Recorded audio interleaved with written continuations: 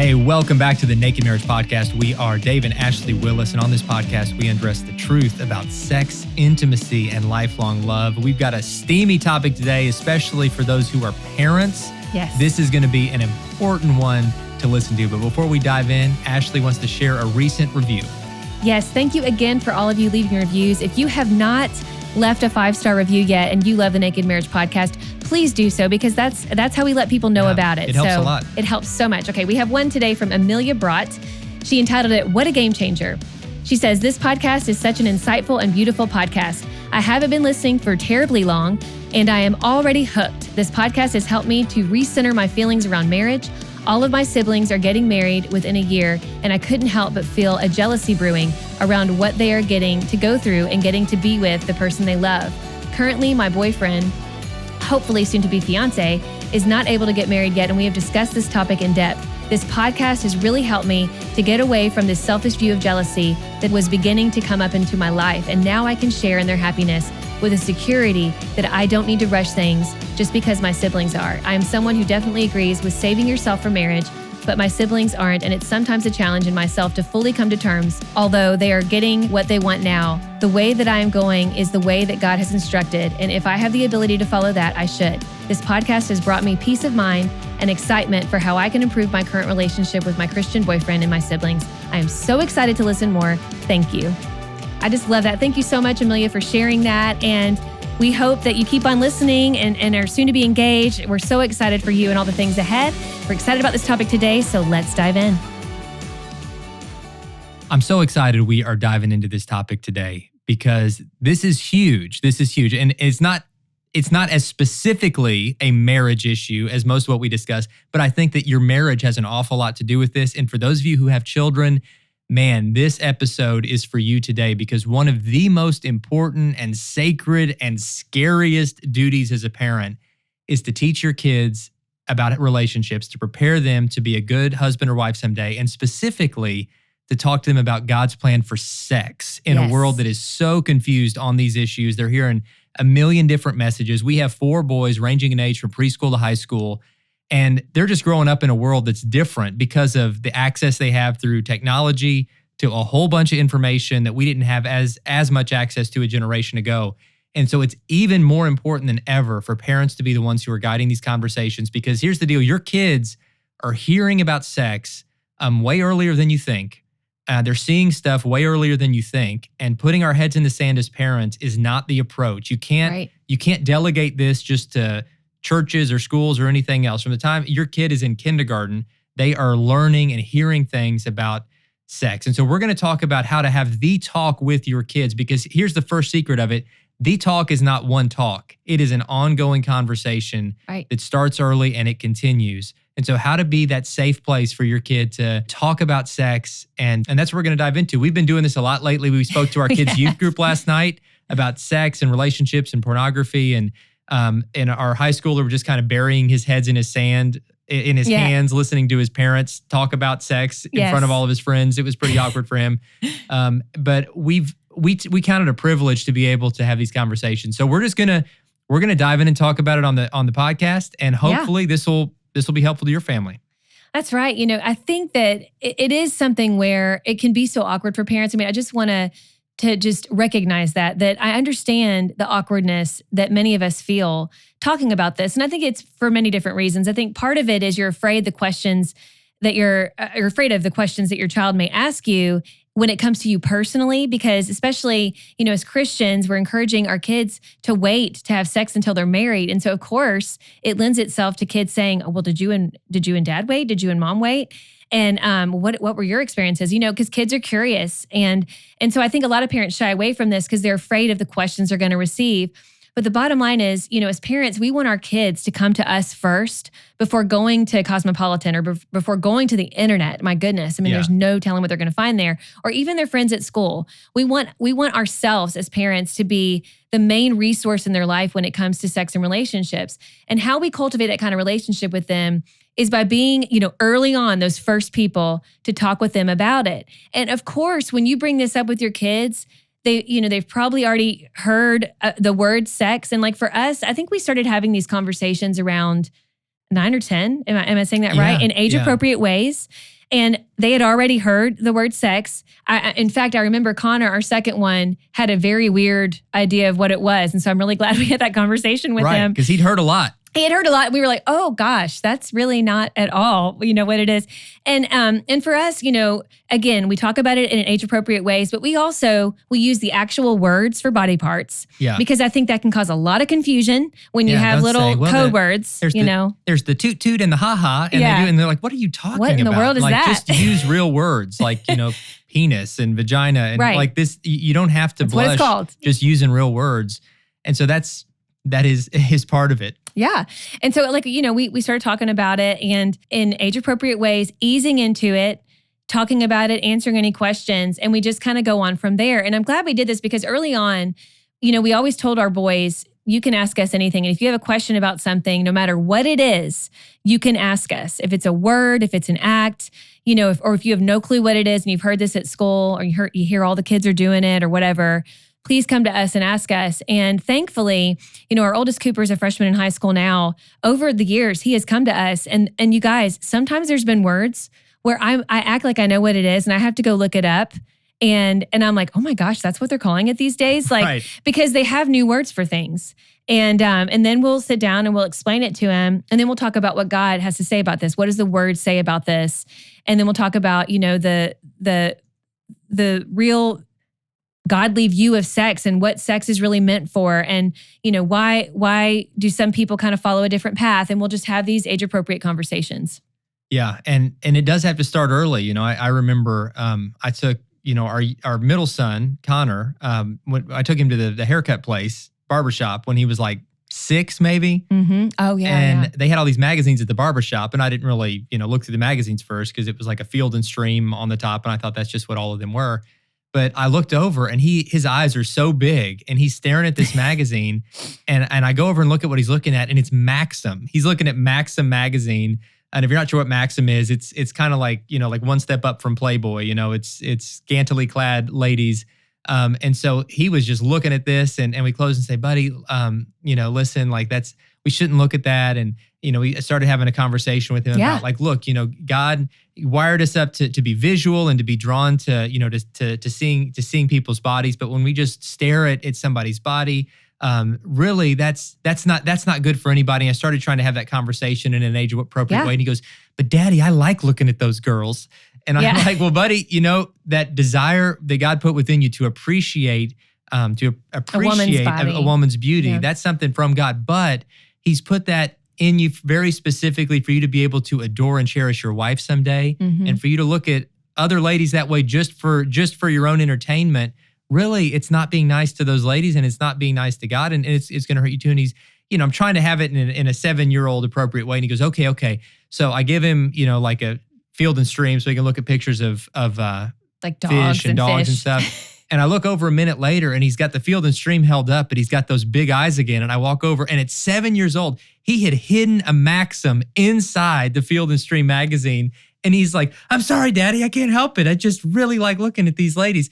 And so we closed it and, we had more talks about that at home. And but you've got to meet your kids right where they are and you've got to be willing to dive into the messy conversations at 7 or at 17. Our oldest Cooper came home from his first day of 8th grade. Oh yeah. You want to tell him that story? Because this was an eye-opening moment for us. Yeah. Again, we always tell him, please come ask us. Don't assume what you hear at school is the truth. Ask us about anything.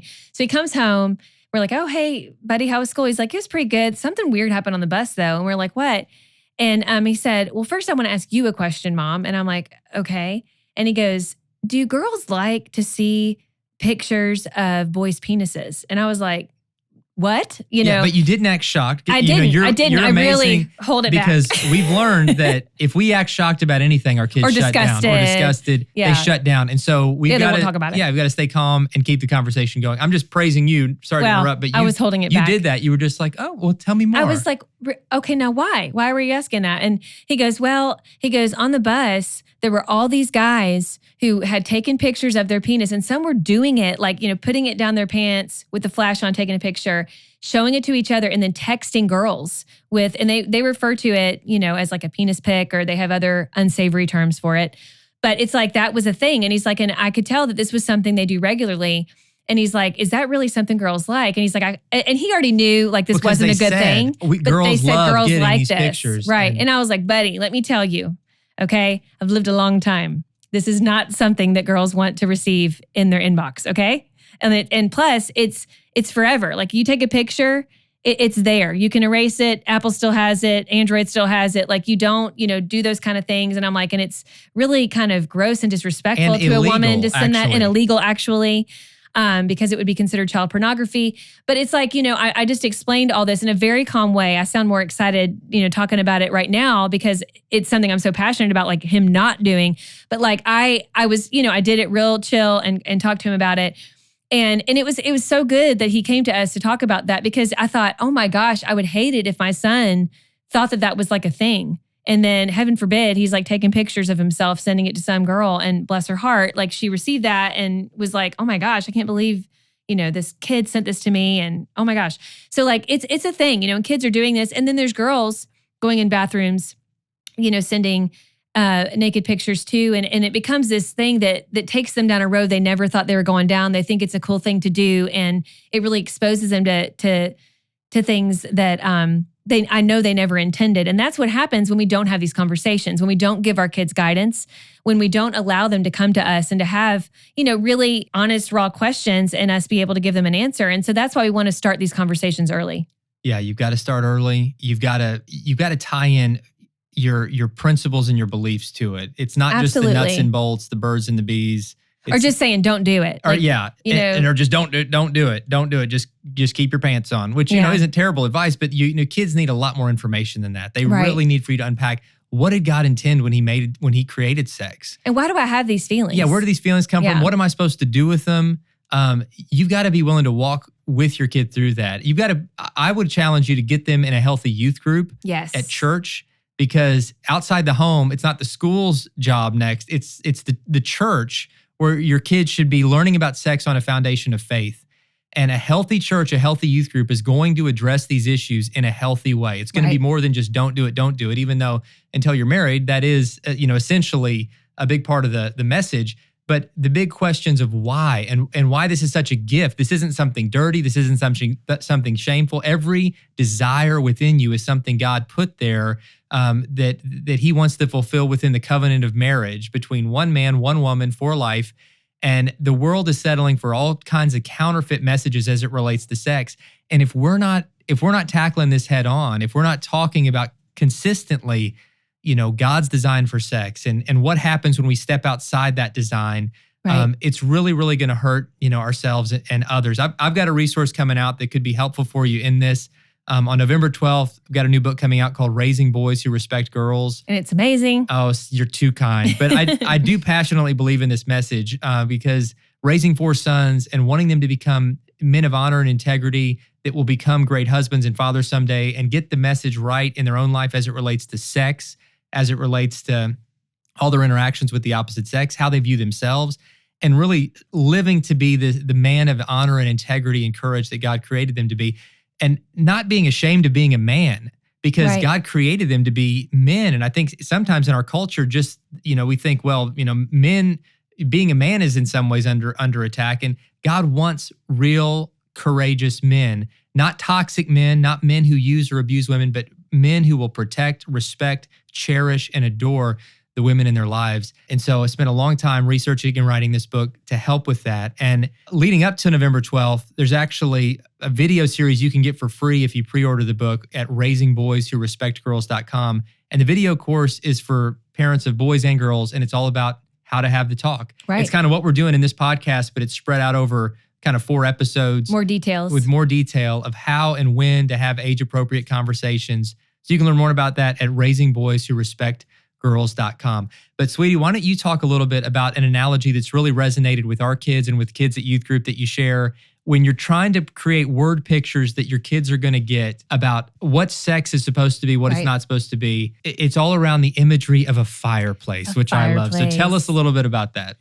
Right. Well, years ago, I taught middle school and I had to have this talk with the kids. And I thought, I want to make sure they know sex is a good thing, but that it's something that is powerful and it needs to have, there's boundaries that God has put in place.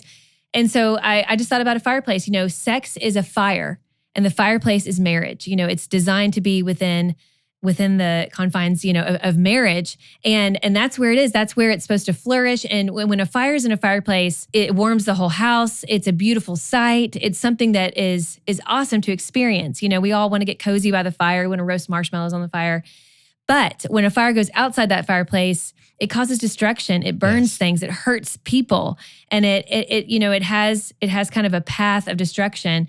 It's not to say that when sex is outside of the bounds of marriage, it doesn't mean that we're damaged for life. I want to make that very clear. And so we need to teach our kids about the grace that God has, but that it comes with some baggage. When we take sex outside of the boundaries of marriage and we use it in ways that God didn't intend it, then we're going to be hurt. We're going to carry that with us. And it's something that, in the moment it feels good and we don't think about those consequences. But in the long run, if we keep on sleeping with all these different people and we use sex just for our own satisfaction, or we get addicted to pornography, we use it in ways that hurt others and hurt ourselves, then we're not, we're really not going to be able to fully give our heart and our mind to our spouse in that way that God really wants for us. And it will, not that God can't, heal us, not that God can't even renew our mind and our heart. And we can always recommit ourselves to being sexually pure, so to speak, and to recommitting that, to our spouse. But it's better to teach them now, right out of the gate, what sex is meant for. And it's something that is meant to be enjoyed. It's something also meant for procreation. We say for pleasure and procreation. And it's also something that represents the covenant that marriage really is. And it mirrors the covenant that Jesus has made with us, his bride, the bride of Christ, the church. And so it's this beautiful, powerful thing. And when that fire is kept going strong in the fireplace of marriage, it's beautiful. But we have to be so careful to not bring it outside that and to not use it in ways that it wasn't intended for. Because, we do live in a world that says it's just an act. It's just something to give us pleasure. And we just need to, fulfill our sexual needs. And that's all it's meant for. And however you do that, so, whatever, as long as you're not hurting anybody else, it's fine, and if you're doing it in the privacy of your own home, it's fine. But the bottom line is there's so many counterfeit ways, sexual counterfeit things going on, like pornography, and ways that people use sex to just meet their own needs that is harming themselves and harming others over and over again. And then eventually leading to things like sexual abuse and, using sex in ways where somebody did not consent and did not want this. And so we need to be our kids' advocate as young as we can and start having these age-appropriate, but also very honest and pointed conversations where we're very clear about what sex is and how we're meant, to experience this, and just talking about how it is this gift. It's not a dirty thing. It's not a shameful thing when it's used in the way that God intended. No, it is a beautiful gift. But just like every beautiful and powerful gift, Satan, who can't create anything, he can only pervert that which has been created. He tries to sabotage it and create counterfeits with it and use it as a weapon. And our culture has bought into that and is using sex as a weapon without even realizing the pain they're inflicting on themselves and on others. Right. So we've got to go back to the biblical standard for what sex is. And, Jesus himself, he only affirmed two different kind of lifestyle choices as it relates to sex. One is celibacy, which is what he called, being a eunuch. And maybe there are some who are listening who you might have kids who are called to that. But for most people, it's option B, which I'm thankful I'm an option B, and that is marriage. And the only kind of sex within marriage that Jesus affirmed is one man, one woman within the monogamous covenant of marriage for life. That's the standard. That's what God wants for us. And that is where the best sex is going to exist. And anything outside of that is going to hurt. It's going to hurt you and it's going to hurt others. I'm so glad, Ashley, you brought up porn. I think that part of the sex conversation has got to include pornography in our time because our kids are being exposed to porn at just crazy early ages. You might think you've done everything right to protect your kids from porn, and chances are they're going to see it. 19 out of 20 kids are exposed to porn before they hit their 18th birthday. Average age of first exposure now is 10 years old. So kids are getting sexual imagery put into their mind, whether they were looking for it or not, from before that they're even able to process it. Their mind and body aren't in a place to even process it. And it is it is shaping their view of sex and sexuality. And if they feel like they can't talk to you about what they're seeing and experiencing and feeling, then they're going to carry those experiences themselves. They're going to try to process it themselves. They're going to deal with it in shame. Not being able to talk to you is also potentially going to put them in a dangerous situation if they were to ever experiencing any type of sexual abuse or come across some kind of sexual predator. Because if they are carrying like any kind of shame related to anything about sex, well, I can't talk to mom and dad about that. They might have experienced some horrific thing, unwanted touching, or possibly even something more grotesque. And not be able to talk to you about it because you're not engaging in conversation saying, I want you to be able to tell me anything. And let's talk openly about sex and God's plan for it and, what happens when it's misused. And let them know if anyone has ever touched you in an unwanted way, that is not your fault. You did not do anything to ask for that. But I want you to be able to tell me, and together we're going to get help. Together we're going to protect you from anybody out there that might be in your life who's a wolf in sheep's clothing. We've got to be able to have these conversations because we're surrounded by, through technology, pornography is a form of child sex abuse. The kids are being exposed to it, and it's abusive, and we've got to deal with that. But also, we're in a world where sadly there are predators walking around among us, and we don't have to live in fear, but we need to be vigilant, and we need to be able to talk to our kids about these things and make sure they know we're a safe place for them to talk to as well. I mean, we even, just speaking about the predator side of things, we've at very early, even before we had the actual sex talk, with our older boys, I remember we've been having the conversation about touch, about appropriate touching, how you never touch someone's privates and you don't let someone else touch you. And that's either a kid or an adult. We've always had those talks. And if someone does, you tell us immediately. And you fight for yourself. Like, we're like, you scream, you run, you go get another adult. Like, we just, we want to teach them that early on. Because it is a sad reality that we do live in. There are people like that out there. And so you want to teach your kids at an age-appropriate level about that, and to also be their own advocate. If somebody were to kind of act in a way where they're trying to do something terrible to your child. So yes, definitely be having those talks even earlier than the sexual, kind of education talk, so to speak. Yeah. And all the episodes of Law & Order Special Victims Unit that we watch probably have not, they have not helped us, because now I see a predator around. I know.